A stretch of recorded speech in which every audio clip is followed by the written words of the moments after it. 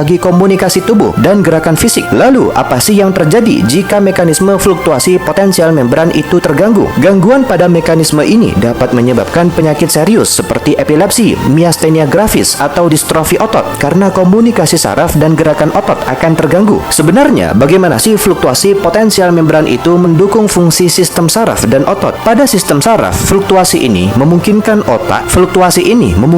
otak mengontrol tubuh seperti merasakan sentuhan atau menggerakkan anggota tubuh. Sedangkan pada sistem otot, fluktuasi ini memungkinkan otot jantung berdetak atau otot rangka bergerak. Jadi, bayangkan sebuah gardu listrik yang memastikan aliran listrik tetap stabil. Nah, gardu ini hanya memantau aliran listrik tanpa mempengaruhi aliran itu sendiri. Dalam tubuh kita, potensial membran adalah seperti gardu listrik ini. Kita harus fokus pada sel saraf dan ototnya. Jadi, fluktuasi potensial membran adalah dasar bagi penghantaran sinyal saraf dan kontraksi otot yang merupakan fungsi vital bagi kehidupan. Nah, gangguan pada mekanisme ini dapat menyebabkan penyakit serius seperti epilepsi, miastenia gravis, atau distrofi otot. Contoh dalam tubuhnya begini. Pada sistem saraf, fluktuasi potensial membran itu memungkinkan otak mengontrol tubuh seperti menggerakkan tangan atau merasakan sentuhan. Sedangkan di sisi lain, pada sistem otot, fluktuasi potensial membran itu memungkinkan otot jantung berdetak atau otot rangka bergerak. Kemudian, ada studi kasus keempat tentang neuron kortikal dan badai listrik di otak, semacam ketika semua biola bermain sekaligus. Jadi, ada seorang remaja mengalami kejang umum, tubuhnya kaku, matanya melotot, nafasnya berhenti. Di otaknya, jutaan neuron itu menembakkan potensial aksi secara serentak, bukan sebagai orkestra, tapi sebagai kerumunan histeris, sehingga timbullah masalah baru. Ada gangguan pada kanal kalium, KCNQ2, yang mengurangi arus repolarisasi, sehingga neuron itu depolarisasi cepat,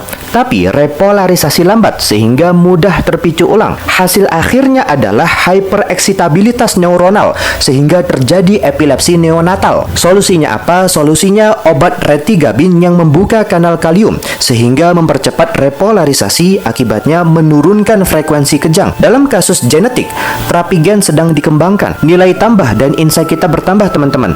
Jadi, ilmu kita bertambah bahwa keseimbangan antara natrium atau aksi dan kalium istirahat adalah fondasi stabilitas saraf. Lalu, cara berpikir bahwa kekacauan itu bukan karena terlalu banyak suara, tapi karena tidak ada yang mau diam. Kemudian, keyakinan kita itu terus baru bahwa ketenangan adalah keterampilan dan kadang butuh bantuan untuk belajar menutup kanal yang terbuka terlalu lama. Pesannya apa? Jadi, dalam dunia yang terlalu bising, belajarlah menjadi kalium.